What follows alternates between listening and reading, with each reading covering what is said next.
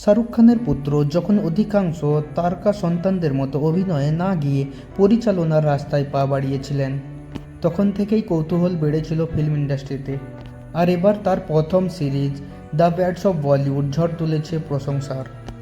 মজা, ব্যাংক আর শাহরুখ সুলভ রোমান্স সব মিলিয়ে দর্শক সমালোচকদের মন জয় করে নিয়েছে আরিয়ান খান পরিচালিত এই সিরিজ।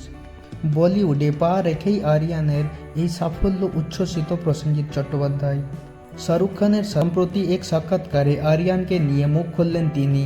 বললেন, শাহরুখের ছেলে এত বড় ডেবিউ করলো, দেখে মনে হচ্ছে আমার পরিবারেরই কেউ সাফল্য পেল।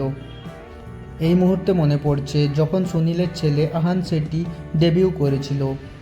আসলে আমরা তো সবাই একটাই পরিবার, তাই আমাদের পরের প্রজন্মকে এভাবে সামনে আসতে দেখে খুবই ভালো লাগছে।